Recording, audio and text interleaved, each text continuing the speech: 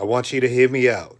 What if I told you Larry the Lobster from SpongeBob is Pinhead Larry and he trapped in the Bikini Bottom? Stay tuned.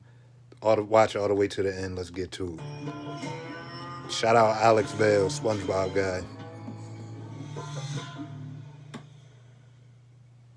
In the season 2 episode, Survival of the Fittest, Sandy Sleep talks about fighting two infamous criminals named Dirty Dan and Pinhead Larry. I've had I'm enough of Dirty your Dan. pestering, Dirty Dan. I'm gonna get you and your partner, Pinhead Larry. She later mistakes SpongeBob and Patrick for the criminal duo and attacks and even buries them alive with their own gravestones. It's obviously an iconic episode, but I've always wondered who exactly were Dirty Dan and Pinhead Larry.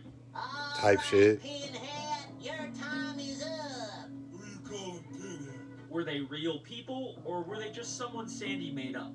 Are they legendary outlaws she heard about, or someone she actually fought from her past? It's a hard question to answer because they're really only mentioned in this one episode. The best we get later on is the words "Dirty Dan was here" written in graffiti on the back of a gym. Or that's at least what I thought, until I saw the season 11 episode, Shopping List, where SpongeBob and Sandy travel to a snowy mountain and we briefly see them pass by two graves labeled Dirty Dan and Pinhead Larry. Oh shit. So we know they were definitely real people. Now, in the episode, Sandy seems kind of familiar with this area, and these are the exact same graves she recreated for SpongeBob and Patrick. So, this seems to be implying that her dream was actually based off of a real memory of her fighting and killing Dirty Dan and Pinhead Larry here. Except, there's one problem with that. How did Dirty Dan write this graffiti if he's supposed to be dead? Right. I know it's not like we see when this graffiti was written, but it wasn't left on just any old random gym. It was written on the back of Larry the Lobster's gym. A gym that we saw Larry open in season 9. What you see before you is the culmination of my lifelong dream, Larry's Gym. Meaning this graffiti must have been written long after Sandy would have fought and killed Dirty Dan and Pinhead Larry. Makes sense to me. How is this possible? How could Dirty Dan write this on Larry's gym if he's supposed to be dead? I think this means that the real Dirty Dan and probably also Pinhead Larry are not actually dead. They probably faked their deaths and are alive somewhere in Bikini Bottom. But where, and more importantly, Who? are they? Wait a second.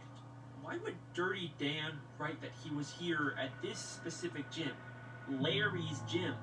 You don't think Larry the Lobster... Comment your favorite SpongeBob character Pinhead Larry? in the comments. That sounds stupid.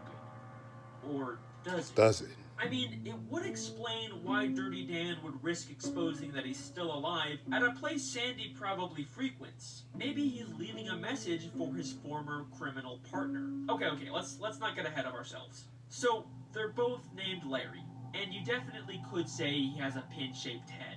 But Larry is friends with Sandy, and he definitely isn't a criminal, right? Right? Maybe we need to take a closer look at our lobster friend. So, I rewatched every single appearance of Larry the Lobster in all 14 seasons of SpongeBob, and here's what I learned. Larry cares a lot about staying in shape and working out, to an obsessive degree. My latissimus dorsi has gone flabby. I've got to get to a rowing machine. He also hates when anyone You're else is out definitely of a shape gym bro. and will do anything in his power to help them get fit. Those poor people. Someone needs to whip them into shape. Looking out at this sea of flaccid muscles and sagging flesh, frankly, I'm disgusted. Push it! Push it! Apparently, he was also raised by these two old fish. But you guys are way too old and unsightly for my beach. So polite. Just like we raised him. And to further confirm this, the same old ladyfish later says this during the Alaskan bullworm incident. We should call my nephew. It sounds like she could definitely be referring to Larry here, so I do think they're supposed to be his aunt and uncle. We also know he loves protein shakes. Protein shakes That's a fact. my life, bro. He used to be a lifeguard, but recently fulfilled his lifelong dream of opening up a massive gym. The culmination of my lifelong dream. A place of my own where I can work out every day, anytime I want. He's not the most complex character, and there's definitely nothing here to indicate that he's the former infamous outlaw Pinhead Larry. Except for one teeny tiny detail in the season 12 episode, The Nitwitting. In this episode, we very briefly see Larry working out at his gym, but we can clearly see that he's drinking a kelp shake. And that wouldn't mean anything to you unless you remembered the season 4 episode, Best Frenemies. In this episode, a new restaurant opens up selling something called a kelp shake. A new store on my block. Everyone's enjoying a delicious kelp shake. They pop up out of nowhere, and we never find out who was really running them. The kelp shakes have an initial bad taste, but they are extremely addictive. This tastes like a wet gym sock. Hey, this ain't half bad. This is amazing. Like, to the point where people basically get hooked on it like a drug. Well, Perhaps we're all out of juice. he wanted for that liquid The kelp TH. shake restaurant is later shut down, and the shakes are banned because apparently they have some kind of radioactive material in them. It'll take decades to clean this hazardous material. And no side effects, wild work. Sorry for whoever What you putting in your work, Larry? But then why does Larry have the same banned kelp shake 8 seasons later? Maybe this is just a random throwaway Easter egg? I mean, we never see him with a kelp shake again, just the generic protein shakes. Except, let's take a closer look at those protein shakes. In the season 11 episode, Larry the Floor Manager, Larry briefly takes over as manager of the Krusty Krab and turns it into a gym. Now we only serve salad. Larry trapping out the Krusty Krab. He forces SpongeBob to sell protein shakes, and even though the cups look different, the color of the liquid is the exact same as the kelp shake. They even seem The to have math starting to same math. bad taste. You like? No, Larry. No. I think every time Larry drinks or sells a kelp shake, he is actually selling the illegal, addictive kelp shakes from Best Frenemies. Now, we never see anyone grow any green hair, but knowing what we know about Larry, there's no way he would be drinking it himself if it had the same side effects. I think Larry was the one behind the original kelp shake restaurants. But after they were banned, he tweaked the recipe and started secretly reselling them as rebranded protein Larry went back shakes. to the lab and What else do you rebranded. explain Larry having the same kelp shake here 8 seasons after they were banned unless he's the one making them? In Squid Plus One, he even admits that he's the one who makes his protein shakes. I just need to stop by the apartment and make myself a protein shake. This explains how a lifeguard could suddenly afford to open a massive gym. He's secretly a kelp shake drug lord kingpin. And if you still don't believe me, we see Larry standing next to a protein shake store called Protein Fiend that has a green kelp logo and the word kelp shake on the sign, clearly referencing the kelp shakes. And this is also the episode with the Mrs. Puff newspaper, so you know the creators were like in a hiding lore mood. There are too many connections here for this to be a coincidence. Larry Right. Lobster is the criminal mastermind behind the kelp shakes. But does this also mean that he was the former infamous criminal, Pinhead Larry, who faked his death? Well, believe it or not, Larry the Lobster has also had a near-death experience in his past. In Squid Plus One, Larry mentions that the protein shakes saved his life. You don't need that glop. Oh, I wouldn't call it glop. Protein shakes saved my life, bro. Like, Remember what does that. that even mean? Okay, hear me out. What if this is how he survived his death? Sandy killed him and his partner, but the radioactive properties of the kelp shakes brought him back to life. Oh shit. So, of course, Larry would continue to drink and sell these kelp shakes. They literally saved his life. Even if they're radioactive and illegal, to him, this is a way to help himself and everyone around him become stronger. The thing we know he wants most of all. It explains why he gets so defensive when Squidward insults his protein shakes. I love protein shakes. So you don't talk bad about the work, my boy. Bow. There's an obvious issue here.